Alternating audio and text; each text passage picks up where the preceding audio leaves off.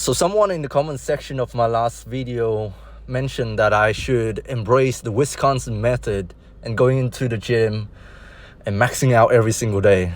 And at first, when I read that comment, I didn't know what the hell the Wisconsin method was. So today when I was at work and on break, I was replying to some comments and I had the chance to Google this up. And man, I didn't realize the boogers use this method. It's a mindset, man. I didn't know he used this. Well, that's what Reddit said anyway. So basically, yeah, like you mentioned, you go into the gym and you max out, but you sort of do it in a way to keep your interest. Today, I just had this random idea after replying to some comments on my break time. I just thought to myself, why not? Why not just max out on the high bar squat? You can see me failing this, and I got so frustrated. I had to retry it because I know I could get this. And my personal record was 160 kilogram high bar. This is high bar, by the way. It might not sound like it's very different, but it makes a whole lot of difference. I fought hard for this rep, and I got it. High bar, I don't know, man. It's you have to maintain a upright position, and I find it so much harder than a low bar because you can sort of wedge yourself between the weight and the floor. And yeah, I don't know, but I'll take it. It's a personal record for me. The high bar squat, 162.5 kilogram. So yeah, the Wisconsin method, I didn't know what the hell it was, but yeah, I was so surprised that this is the method that the great Bugenhagen used. If any of you out there follow YouTube fitness, you would know who this guy is. He has like a cult-like following on YouTube. He's basically an ego lifter. I mean, all lifts are ego lifts, by the way.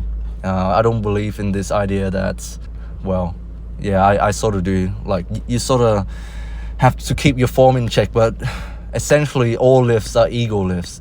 You're there to feel better about yourself when you lift that weight. So yeah, everybody's an ego lifter to some extent. Like, you got to push hard sometimes. It's a mindset. So yeah, today, I don't know what came over me. I did it late early. I was so tired. Then this idea of going to the gym and maxing out on a weird, odd lift just somehow excites me. It makes training fun again. You know, like when you first started training, you have that spark of inspiration. You look up to bodybuilders. For me, it was Arnold. I looked at his chest and I was inspired instantly. I want to look like that. Obviously, he's on drugs and he has good genetics, but you know that feeling when you first start something and you get inspired? I feel like I'm regaining that spark again.